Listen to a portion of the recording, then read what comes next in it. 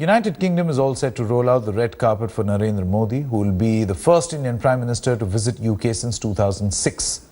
Modi has left for Britain and will land at the Heathrow Airport at around 3:30 p.m. Indian time. Top on his agenda is boosting ties in trade and enhancing cooperation on terrorism. This will be Prime Minister Modi's third meeting with his counterpart David Cameron. Modi will hold wide-ranging talks with the UK Prime Minister, and both sides are likely to sign a number of agreements. The centrepiece of Modi's visit will be a mass rally and fireworks display at the Wembley Stadium on Friday for an estimated 70,000 supporters. The Prime Minister's packed schedule in London also includes a lunch with Queen Elizabeth at Buckingham Palace and an address to the British Parliament. 10 o'clock local time is when his special aircraft, the Air India One, is expected to land in London. First up is a meeting with some members of the Punjabi and Sikh community at his hotel, the St. James Court, which is actually located quite close to Buckingham Palace as well as 10 Downing Street.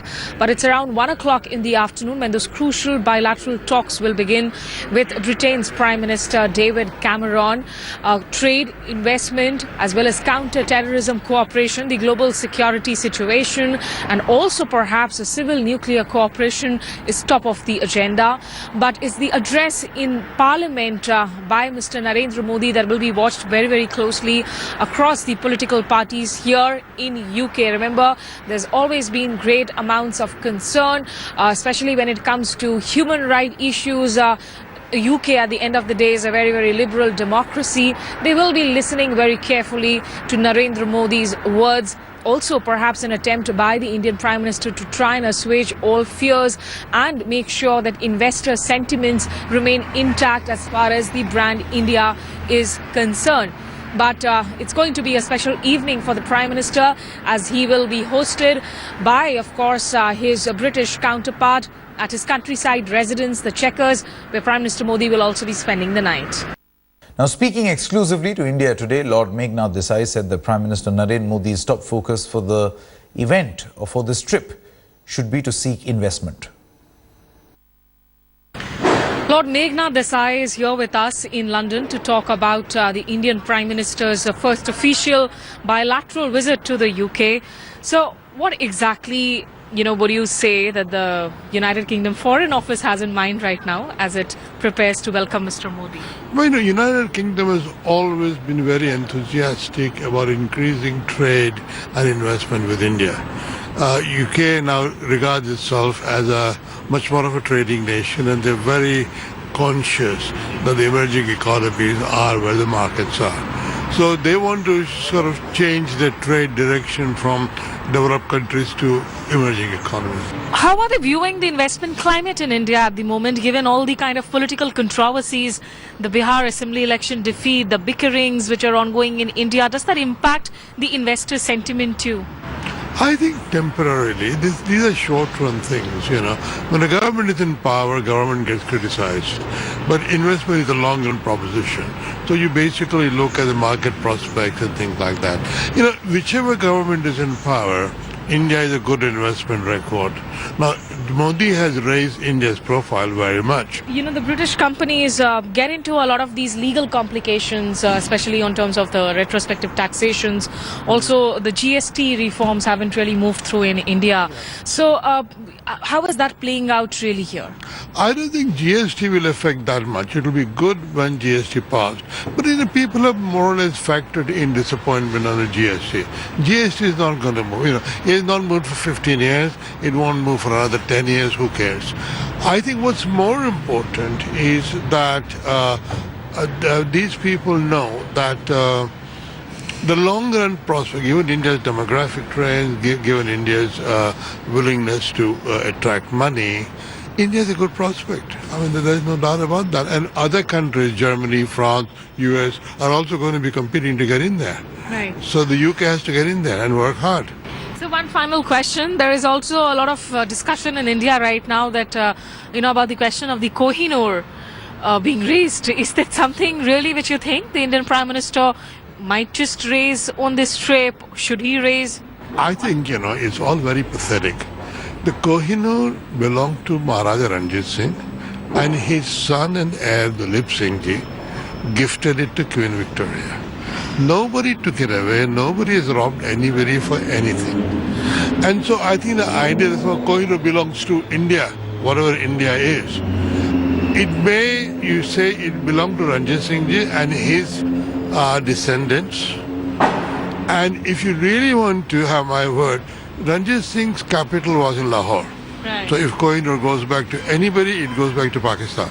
Okay, so that is something perhaps which will lead to another round of discussion and debate. Indians should not think Kohinoor belongs to India necessarily. It belongs to Lahore, and in Lahore there is a Ranjit Singh Ji museum, and it'll go there. So maybe it's best then to not to raise the issue at the moment, but you're outside the famous London School of Economics with video journalist Sanjay Chaudhary. This is Smita Sharma for India Today.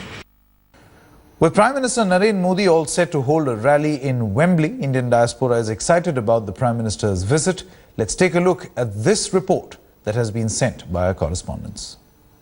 Swaminarayan Temple here in London looks gorgeous on Deepavali.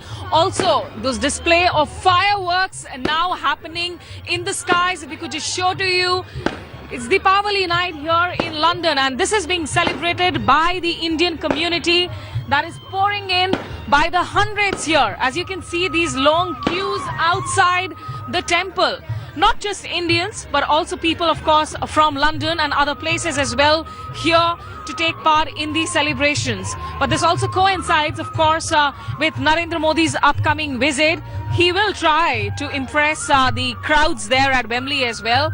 Hi, will you be there at Wembley for Mr. Narendra Modi? Yes, I got the ticket for Friday afternoon. I will be there. You got the ticket? Yeah. Was it easy to get the ticket, or did you have to sort of fight for it? I just registered whenever I heard about it. I just depended on the luck. It came. Yeah. Why would you like to listen to him? What is it about Mr. Narendra Modi that you would want to go and hear? Yeah, because he has been traveling to so many countries and he has been making so many good deals for India. So I just wanted to see, like, I have not been into a speech before. So I just wanted to see, like, what he actually talks and what's it all about.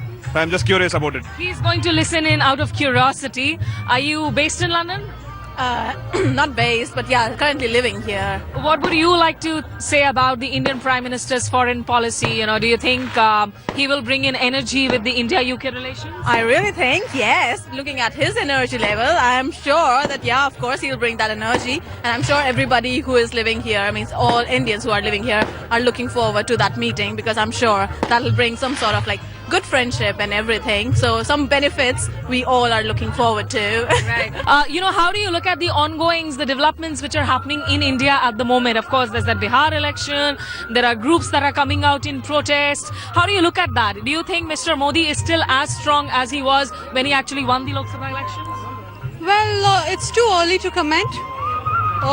He's been doing good progress, so we'll have to wait and watch what he's going to do for India.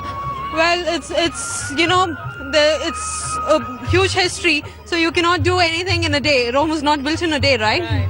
So yeah, we'll just have to wait and watch. So perhaps there is a lot of impatience too, and of course that comes from the fact that India is young, it's restless today. So from curiosity to community loyalty to, of course, sheer admiration for the Prime Minister, various reasons that we'll see these crowds of men and women at Wembley as well. For now, it's a happy Deepavali once again to all of you here outside the Swaminarayan Temple with video journalist Sanjay Chaudhary. This is Smita Sharma for India Today. India Today, Smita Sharma spoke to some scholars outside the Harvard University. Let's listen in. We are at one of the most established and most premier seats of education, not just in the United Kingdom, but globally. The King's College in London, established in 1829. And what is the buzz like really with the Narendra Modi visit? That's what we will try and discuss here with two scholars of foreign policy. Dr. Rudra Chaudhary, who's a senior lecturer at King's College here in the Department of War Studies. Also joining me here is Shashank Joshi, who's a senior research fellow, Royal United Services Institute, as well as a PhD candidate, Harvard. Good morning and thanks for joining us this early here in London. Thank you for coming down.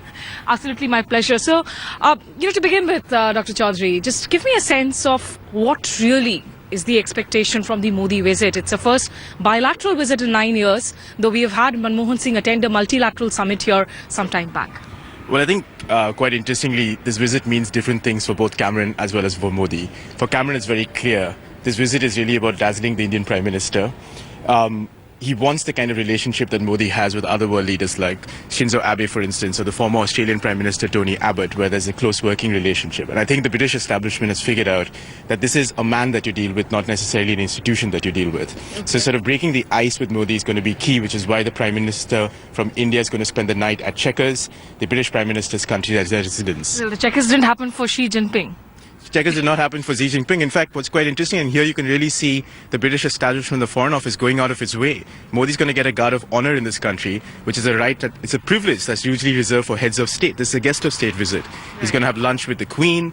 The London Eye is going to be lit up in the Indian tricolour. There's a very interesting point that Dr. Chaudhary made here, Shashank, that this is not just about the personality, it's not just about the institution anymore, it's about the personality. Is that a way to read it really, that do the British sort of Foreign Office now think that it's the persona of Narendra Modi who can perhaps give this relationship a push? Yeah, I think they've seen very clearly how much emphasis Modi places on his foreign trips, as Rudra said. At the same time, I think there's a lot of catching up to do.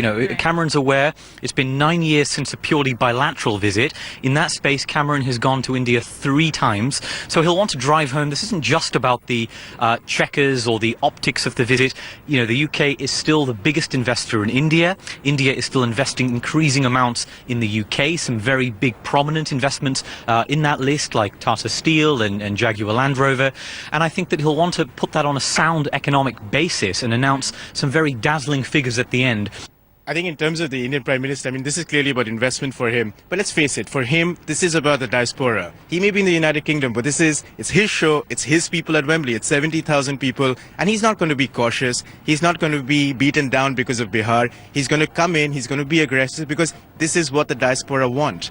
Because they've been wanting this, and to be honest, despite those political opponents attacking him left, right and centre back, none of that's going to matter. In fact, if anything in the UK, it'll have zero political advantage in India, but in the UK it's going to be a flip. They're going to be that much more supportive of Modi. They're going to make sure that if it's the BJP, it's the Prime Minister. It's not LK Advani, it's not the dissidents. And let's be clear that this is the Gujarati Chief Minister that we wanted as Prime Minister. Right. So my own sense is that, a lot of the photo ops over here, a lot of the takeaways over here, for him personally, is going to be about this diaspora community.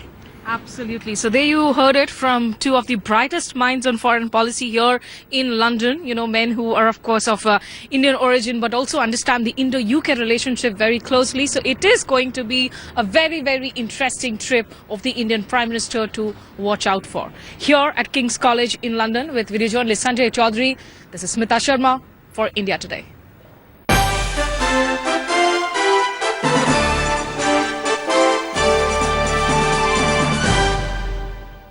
Do keep watching India Today for all the latest from the Prime Minister's visit to London. You'll get all the comprehensive coverage right here.